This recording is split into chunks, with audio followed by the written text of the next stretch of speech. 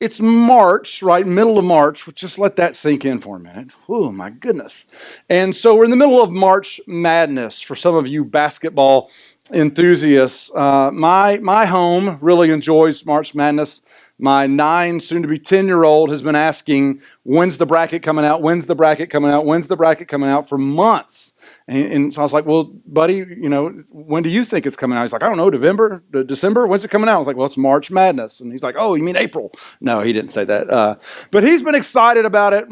Lane, our oldest son, is excited about it too. And it's all fun and games until somebody's bracket's busted and then lots of hurtful things are said in the house. But it's been really fun.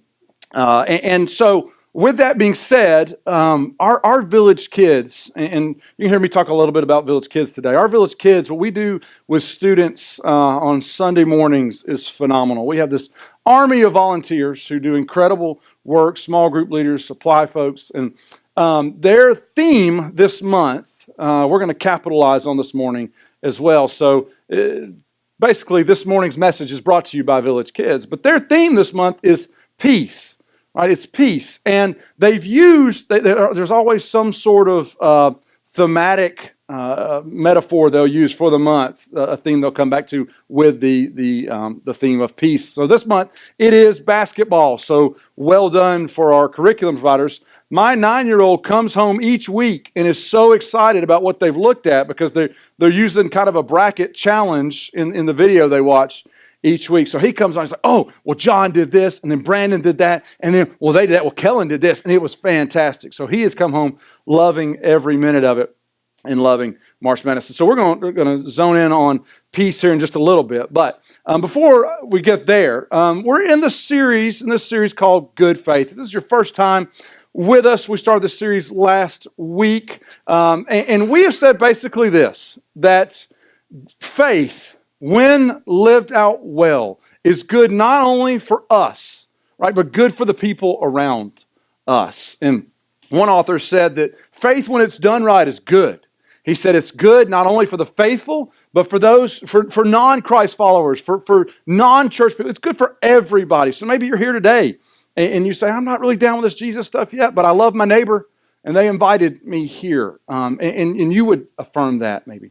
The good faith, this author says, may be the best hope for our neighbors and society as a whole, that when we live out our faith well, that it matters, not only to us, but to the people around us. And a few weeks ago, we ended a series called Secret Sauce, where we looked at what is it that makes Village Village. Why do you love coming here on Sundays? Why do I love coming here on Sundays? And how we want to be a people who practice what we call our 4 things: give, serve, connect, and invite. And that as we do those things, that it begins to reverberate around here, that it matters to us as a church. And then also, we're defined by our DNA, that we want to be people here at Village, a church made up of people who, that this would be a safe place, that we be better together, that we is greater than I, is what we often say. We is greater than I. And that we would live love everywhere we go. And here's what happens as we begin to buy into that on Sunday mornings, as we begin to make that a part of who we are, is we take that secret sauce and we go back to our families. We go back to our workplaces. We go back to our communities. And we live that faith out. And we try to be practitioners of good faith. During that series, Andrew used a metaphor of a eatery in Chicago that had on the front of the building, it says, get in here, right? Telling you, come in here and eat. And then once you get inside and you get your food, it says, eat and get out, right? And that's what we want to be. We want to be a place where we come together and we eat together, we share together, we worship together. And then we get out and we go and we practice good faith in our families, in our workplaces, in our community. And last week, well, here's what we said. We said we want to provide extremely practical ways that we can do this, that you and I can begin to put this into practice. And last week, Andrew went super simple. We're talking about how we use our words, right? Talking about how we use our words, from how we speak to each other in our family units, how we speak to each other out and about as we go, that our words matter. What we say to each other matters. We talked about how we can be complimentary of each other, how we can encourage one another, and also knowing that sometimes we can use our words by not using them, right? There's many times it is great for us not to jump in to the fray. And if you remember, he told us last week that that every year Webster's adds new words to the dictionary, right? And there are 800 plus new words added to the dictionary last year, which I think really speaks to how smart we are as a people. Don't you agree? Right? That all these new words are added. And so I couldn't miss my opportunity to jump into the new word fun and provide you some of them that I enjoyed looking at this week. And one of them is this. It's wordy, right? W-O-R-D-I-E. Not to be confused with wordy, W-O-R-D-Y, which I would be told by teachers and professors in high school and college, hey, your paper was too wordy, right? That you took 12 sentences, which you should have said in one. But wordy means a word enthusiast, right? A word enthusiast. You know how some folks are foodies, right? They're self-proclaimed foodies. Right? Like you're a foodie when you think very highly of your palate, right? Like that's something we can think highly of. Like, I don't eat McDonald's, I'm a foodie. Oh, great, good. Right? You think very highly of your palate, like you go and you know all the best restaurants, you know this, you know that. Well, wordy is kind of like that. It's a word enthusiast who's someone who will say, hey, you know, they use a word in a super good place, like, that's a fantastic, oh man, that's a good word, that's a good word. I'm a bit of a wordy, if I have to admit it, which also does rhyme with nerdy. So I think, don't lose that, and I'll own that too. So wordy, a word enthusiast. The second one, which I have actually learned recently, is kombucha.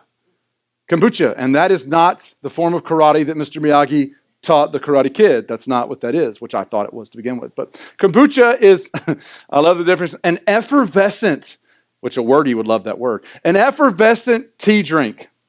Effervescent, right? So next time you see somebody drinking a kombucha, you'd be like, is that an effervescent tea drink? I bet it is. I bet it is. I had someone between services, they're like, oh, also, it's good for probiotic stuff. And I was like, that's great. So an effervescent probiotic tea drink. So kombucha, there you go. And finally, and my favorite, is the word embiggen. E-M-B-I-G-G-E-N, embiggen. And here's what the word embiggen means. It refers to a transitive property in chemistry where an element can take on the property of another element. It's this fascinating thing in chemistry. It's fascinating. I'm just kidding. Embiggen means exactly what you think it means, right? To make bigger, to make large or expansive. That's like when you're looking at your computer, you're like, I can't see that. Can you embiggen that? Right? I had a guy between services. He said, you know, I've used that for years. Who knew I was so smart? And I was like, I don't know if that's how we're using it. But embiggen, it's my goal to use the word embiggen at least twice in the message today. So we'll keep track of that as we go. I love that one, embiggen.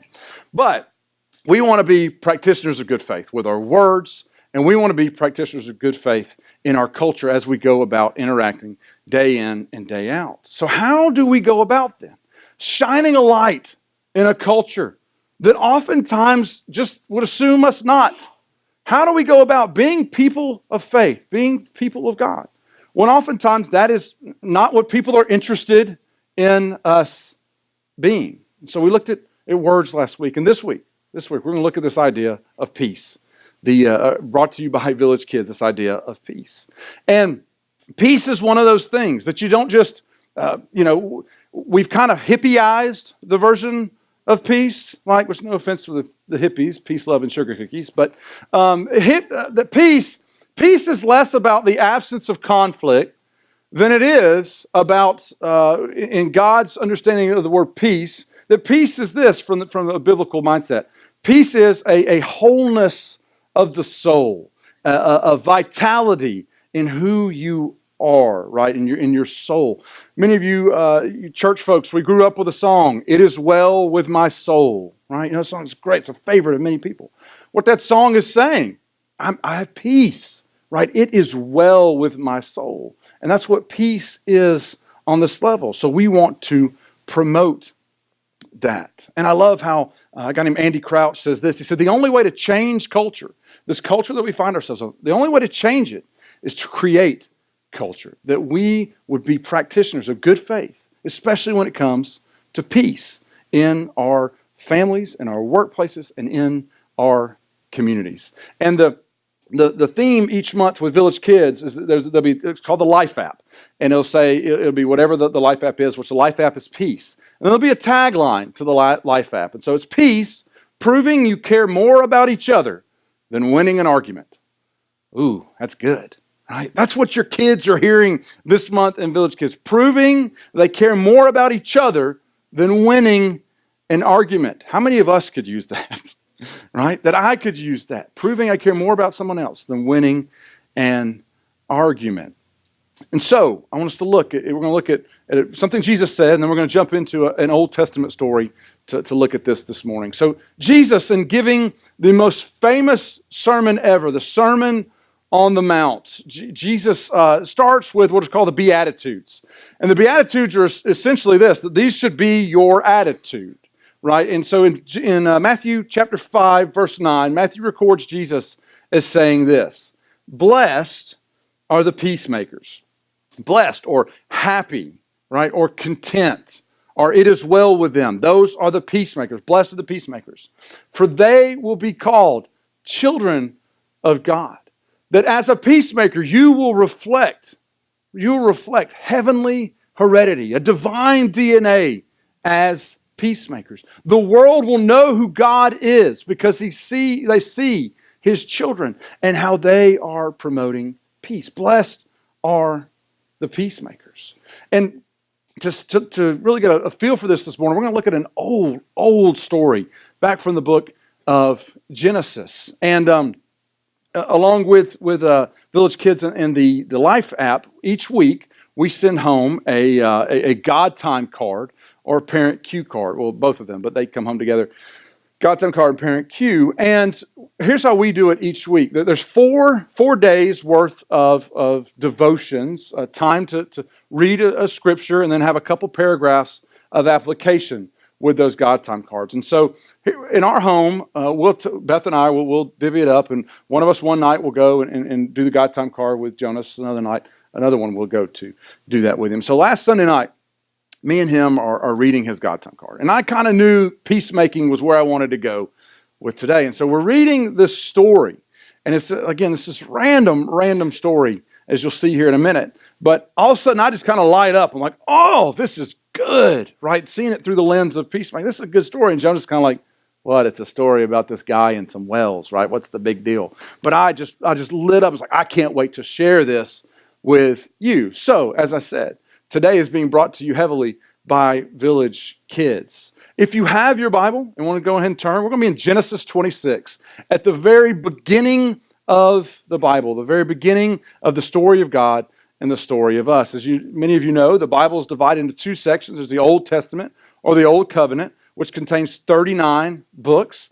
And then there's the New Testament, the New Covenant. There's 27 books there, beginning with the life of Jesus. And in Genesis 26, way back at the beginning, there's this random story about a guy named Isaac. All right. Now, Isaac has an interesting backstory as we come to what we're going to see happen in his life here. Is that Isaac was the long-awaited son of Abraham and Sarah. Some of you remember that God came to Abraham and He's like, Abraham, I'm going to bless you. I'm going to make your descendants more numerous than the stars. Right? But there's only one problem when God's telling Abraham that. Abraham and Sarah didn't have any kids. And so began the waiting process for Abraham and Sarah. Years upon years upon years upon years, to where we're told Abraham was 100 years old when Isaac was born. You think T-ball's hard for us in our 30s and 40s? Can you imagine being 100 years old, going and taking part and helping out with T-ball? You know, you hit the kid, hits the ball. Hang on, son, I'll go get it. And then like 3 days later, he comes back with the ball. Man, I can't imagine. So Isaac I can't wait till one day to sit down with that dude and be like, so what was your childhood like, man? How good did you have it? Because long-awaited promised child, he comes, here he is. And so in the chapter we're going to look at, Isaac and his wife now, Rebekah, are living in the land of Gerar. It's Philistine-occupied land. Philistines in the Old Testament were the Joker to the Israelites' Batman, right? They were always at odds. They were always butting heads over something. And even a microcosm for that relationship is the story of David and Goliath. David, on the side of the Israelites, Goliath was the Philistine champion. Right? Throughout the Old Testament, they are at odds. And so, Isaac and his wife Rebekah are living in this Philistine territory. And actually, his family had moved there years earlier. Abraham and his wife Sarah had moved there. And they have befriended the king of the area, a guy named Abimelech. I can't tell you how many times this week I've had to practice that name just to make sure I got it right for you. In fact, I've actually heard it. I told Beth, I think I've heard a preacher use it this way, but I may be wrong. I've always heard Abimelech. But then as I thought about it, I think I actually got that from The Lion Sleeps Tonight, like Abimelech, Abimelech, Abimelech. And I don't think a preacher said that to me at all, so we'll just agree to that. But Abimelech is how you say his name, and you'll see his name pop up in a minute. But they are family friends with the king, King Abimelech. And at the beginning of Genesis 26, God basically tells Isaac, stay here. There's a famine in the land, but God's like, stay here. I'm going to bless you. I'm going to bless you in this land. So Isaac hangs out there a little longer in Gerar. So during that time, he winds up telling Abimelech and the people around that Rebekah is his sister. All right? Rebekah's actually his wife. There is a joke to be made there. I'm going to push that aside. Okay? The filter caught it. I'm not going to use it. But he tells him she's his sister. Right? But here's what's crazy about this. And you need to read your Bible because the crazy stuff happens all the time. Just a couple of years later, well, probably decades later, but earlier in the account in Genesis, Abraham, Isaac's father, does the same thing twice to Abimelech. So Abimelech must really be a sucker because he fell for it then and he falls for it again. But then Abimelech one day is looking out his window and he sees Isaac, the account reads, caressing Rebekah. And Abimelech's like, that's interesting brother and sister interaction, right? And he begins to put 2 plus 2 together, and he brings Isaac in. He's like, why didn't you tell me? She's not your wife. She's not your sister. She's your wife. Why didn't you tell me? Because you didn't tell me. We could have been cursed because of what you have done. So, and this is where we pick up the story in verse 11. So Abimelech gave orders to all the people. Anyone who harms this man or his wife shall surely be put to death. I love it doesn't say this wife or his sister or his wife or his sister. Whoever this woman is, anyone who harms him or her, you could be put to death. This is the edict that goes out from the king. The most powerful man in that area says, listen, mess with him or her and you'll have death to pay. Okay, this won't go well for you. That's important to remember as the story moves on. Then in verse 12, Isaac goes about living his life. Says he planted crops in that land and reaped 100-fold because the Lord blessed him. He, Isaac, became rich and his wealth grew until he became very wealthy. He had so many flocks and herds and servants that the Philistines envied him. All right? He's living well and people in that area start to take notice. So they envied him. So all the wells, look at this move. So all the wells that his father's servants had dug, the Philistines stopped up, filling them with earth. All right? So Isaac goes about his business. When the king has pronounced this pronouncement, anybody messes with him or his wife, surely could be subject to death. Isaac goes about living. He is blessed. As God told him he would be, he is blessed. And he is having success. And these Philistines are looking around like, hey man, look at him. What is it? He's not even one of us. What is he doing over there, right? And they just decide, well, let's make life miserable for this dude. So here you are as Isaac. This is not home to you. You're in this land with foreign customs and foreign activities going on, and also you find yourself blessed. You're trying to be good to people. You've tried, even through dishonest means though, to protect your marriage. You've tried to do as God would have you to do. And it backfires on you a little bit. People are envious. People don't like you. I mean, you're just trying to do what God's called you to do. And these dudes start throwing dirt in your well. Right? They start throwing dirt. They fill them up with earth. Right? And your water is crunchy. And no one likes crunchy water. Right? I even, just for backup, I asked, my 9-year-old will be featured prominent today. I asked him this week, we were riding to baseball practice, I said, hey, you ever had dirt in your water? And he's like, no. And I said, you get dirt in your mouth sometimes, kind of some of that. And he's like, no. Then we drive a little bit longer. He goes, you mean like sand? Because I've had sand in my teeth before. I was like, Yeah, that'll work. That'll work. Stand will work. And so Jonas agrees that crunchy water is no good.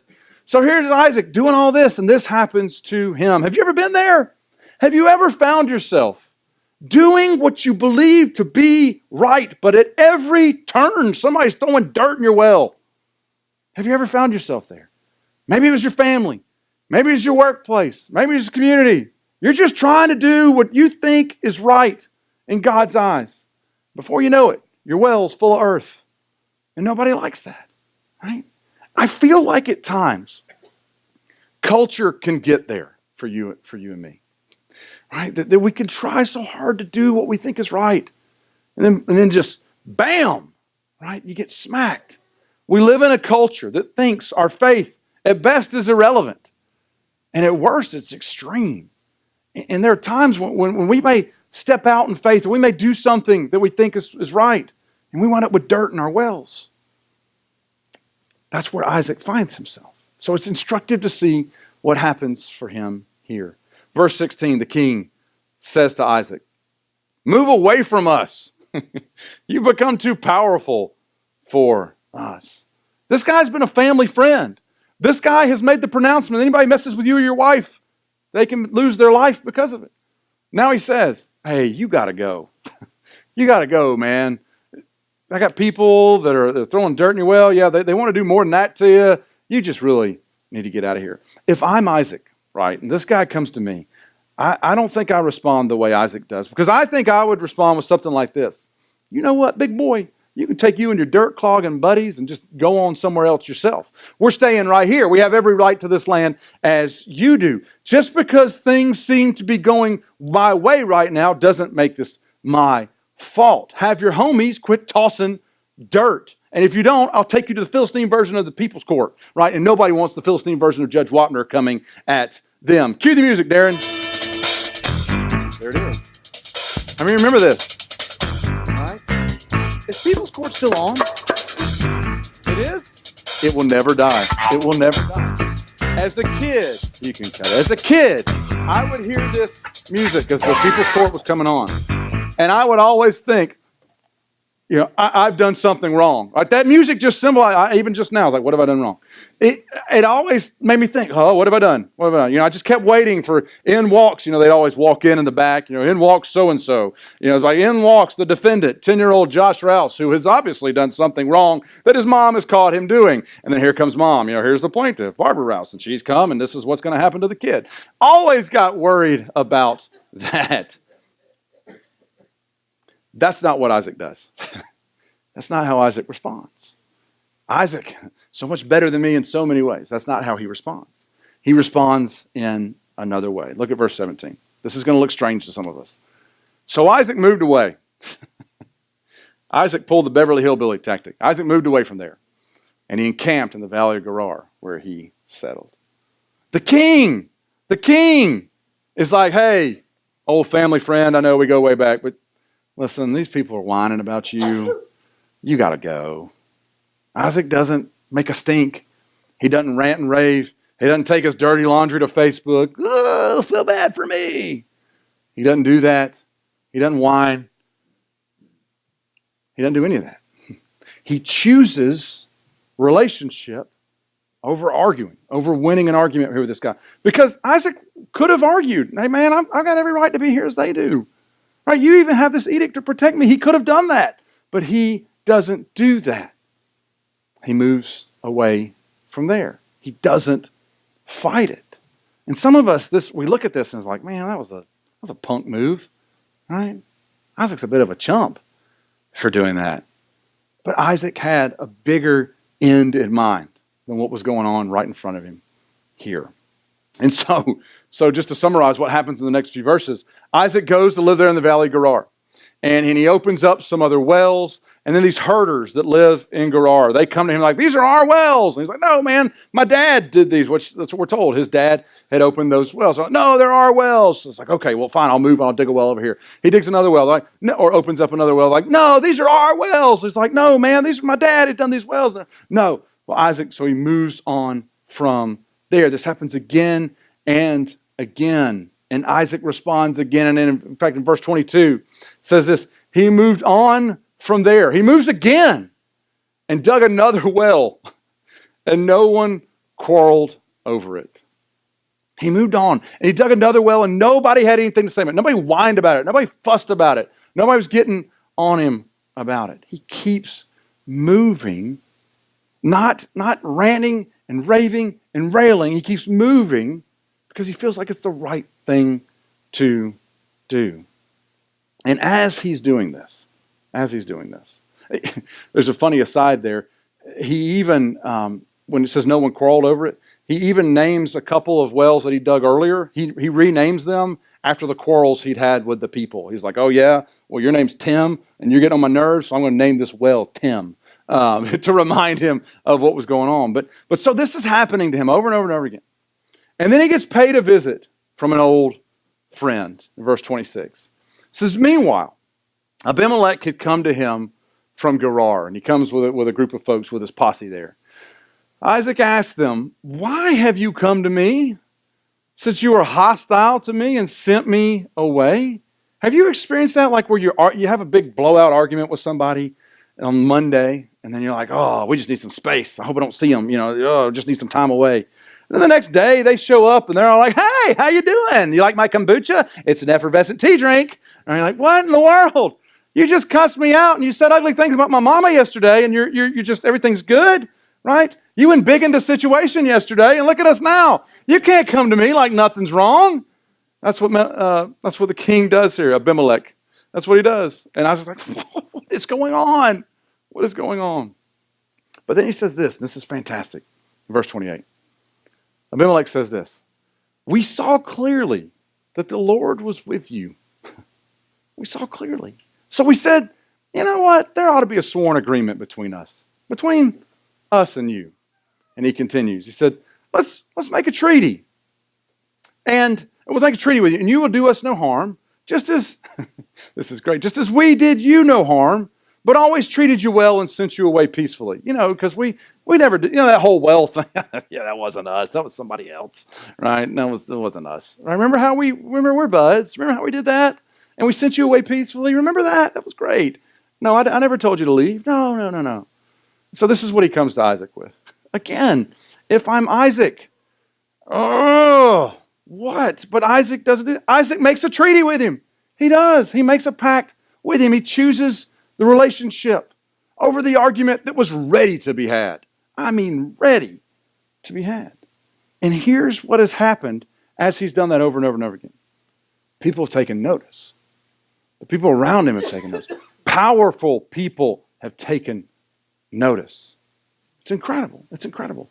The Lord was with you. The King Abimelech, who is used to wielding power in a powerful way, sees there's some other kind of power at work with Isaac.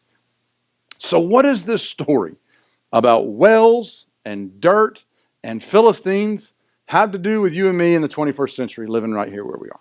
I'm glad you asked. I think you and I have Isaac opportunities all the time, right? That before you know it, you find dirt in your well and you're like, oh! And we have a chance to respond. And that response is to be a peacemaker, right? To make peace, to choose relationship over argument. And I want to give you 3 ways real quick that we can go about doing this in family, workplace, community. We can go back about making this happen. Okay, and the first one is this. Practical Peacemaking 101. Dig a well. Right? Dig a well. All right? There's a couple reasons why Isaac always dug wells wherever he went, or opened up wells. That in that day, wells not only were sources of water, right, and sustenance, that wells were community gathering spots. Wells were BC versions of Starbucks, right, where you go and they write your name wrong on a cup, all right, or whatever. That's what everyone gathered. There's like the old sitcom Cheers, right? Sometimes you got to go where what? Everybody knows your name. That's what these wells were. They're community gathering spots where that guy who voted that way comes, that guy who voted that way, that girl who thinks this about this, and this guy who thinks that about that. Everybody came together at these wells. It was a safe place where we could be better together and folks could then live love. See what I did there? So these wells, he went about digging these wells out. And it's something we now have the opportunity to do. Family, workplace, community, we can do. Former President Bill Clinton once remarked, and anytime I read a quote by Bill Clinton, I picture Phil Hartman doing his old Saturday Night Live impression of Clinton. He said, Americans have come so far, right? And he said, we're less this, we're less that, we're less racist, we're less this, as Clinton says. He says, we only have one remaining bigotry, right? He does this thumb like that. One remaining bigotry. We don't want to be around anybody who disagrees with us. He's right. He's right. We don't. But Isaac shows a better way. Dig a well. Dig a well. And church, if we don't get relationships right, if we get them wrong, little else matters. If we fail at that, they'll be like, oh, that village church? Ooh, they know their Bible. Ooh, they pray. Oh, they are prayer. They are prayers. Oh, have you ever met one? Yeah, they are total jerks. Man, can't stand them. Woo! They are the pits to be around, man, but they read their Bible and they pray a lot. I have friends that are biblical, just theologians, scholars, and who are prayer warriors, are praying all the time. But they can treat people like garbage. They will throw a dirt in your well. You better believe it. Quick, fast, and in a hurry. If we can't get the people in front of us, if we can't get that relationship right there with the Heavenly Father and with the people around us, what are we doing? Right? What are we doing? We're going to be good practitioners of faith. So dig a well wherever you go this week. Dig a well. Right? Bear down. Get to know somebody different than you. Second's this. And this one is, I made up a word here. And parents of students, that is idiots with a Z. I'm not calling anybody a name, just so, okay, we're on the same page there. Is this, don't feed the idiots. Don't feed the idiots. Here's what I mean by that. This time we live is so crazy to where you're supposed to weigh in with your opinion on everything, right? And it's like people are just baiting you. Come on, say something that we can jump on you with. Say something that we can nail you to a wall with. Please, just come on. Please, come on. It's this mentality. Idiots I refer to as a collective power behind groupthink that's always like, come on. Did you know that not every Facebook post or Twitter post or whatever you see, not every one of them is meant to be commented on? Did you know that? There you go. You can live freely now. Not everyone is meant. I have friends who will comment on everything. I'm like, why are you going to do that? Why are you going to? And then you watch, and it's just collateral damage. Bam, bam, bam, dirt in a well, dirt in a well. It's like Oprah. Everybody gets dirt in a well right here. Everybody gets it. I'm thinking, man, don't feed the idiots. Don't give in. Don't throw your opinion out there minus relational context. Don't do that. Right? Don't do that. Did you know that not everybody has to know all our opinions on everything? That's freeing too. Right? That's freeing. Don't feed it. Because what happens when you throw in, immediately the dirt will start flying. Immediately. And then you're like, ugh, I didn't mean for that to happen. No, we never do. We never do. Don't feed the idiots. Don't feed that mindset that says, oh, well, if you don't agree with me, then we're all, we're not square together. Don't. Dig a well. Don't feed the idiots. Last one. Make peace and not points. Make peace and not points. Now we're gonna really dig in here next week, but just as a tease, when I die one day, hopefully, I don't know, years from now, at my funeral, they're not going to talk about what I thought about the 2016 election. They're not going to talk about what I thought about the 2008 election. They're not going to talk about what I thought about that political thing when it happened, where it happened. They're not going to talk, or they better not. They're not going to talk about how I thought about that issue or this. They're not going to talk about the points I made. They're going to talk about the person I was, right? And how they felt being around me. Was I throwing dirt in their well? Or was I encouraging them? Was I being part of the solution or part of the problem? They're going to talk about those stuff. They're going to talk about the person. When you die, it's going to be the same thing. We're going to talk about how much we loved you, how much we cared for you. We're not going to talk about, oh, remember when they said that? Oh, that was a great point. No. We're talking about you, the person. Some of you have watched, maybe most of you have watched, how the student response to the Florida shooting a couple weeks ago. And I've watched I'm curious, man. I'm always looking at these things thinking, wow, that's interesting. Oh, I wouldn't have done that, but that's fascinating how they did that. And I love the history. I love seeing, where has this happened before? What context has this happened, and how can I learn from it? And I've been intrigued by this. I know maybe you have different opinion on that, but I've been intrigued because I was a student minister for years. And anytime I saw students passionate about something, man, it just mattered. It lit me up. It's like, oh, you go, right? You go taking up action, trying to make change. And whether you agree with it or not, it's like, look at those students go. I wasn't doing that at 17. I was probably doing something really, really stupid at 17. But look at these students, right, trying to make change. And it fires me up a little bit. But on the other hand, I look at it now through 40-year-old eyes. And I think, what if instead, if that was me, and I would need someone wiser than me to tell me this, but say, what if instead of marching out, you leaned in, and you leaned further in, that instead of just walking out, you went and walked up too. You found that kid who sits by themselves at lunch every day. You found that kid whose home life is terrible, right? You found that kid who everybody, including you at times, had made fun of. You find that teacher who all the kids at school are just total jerks to, throwing dirt in wells, right? You find her or him, and you start being nice to them. You start caring about them, right? You seek to be a peacemaker when everybody else is like, oh, just forget it. But you seek to make peace, not points. Man, how would things change if we would so invest in each other in those ways? Are we looking at people as problems to be solved or people to be loved? Because I think that would change how we treat one another. Problems to be solved or people to be loved. The story of Isaac is so bonkers. Right? This guy's just digging these wells. He has the thing with his wife and the king, and he keeps walking away and this and that. But there's such a lesson for you and me in the 21st century as Christians in this community. That we would be people who at the end of the day, somebody might, you know what, I don't agree with how they did that. I may not believe what they believe.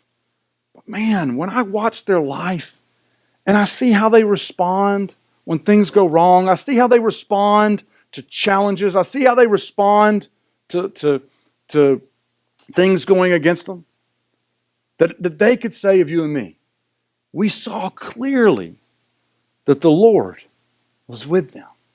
Like I may not agree with all their stances, but there's something about that person right there. There's something about them. They would be peacemakers. That people would see the heavenly heredity, divine DNA, blessed are the peacemakers, for they will be called children of God.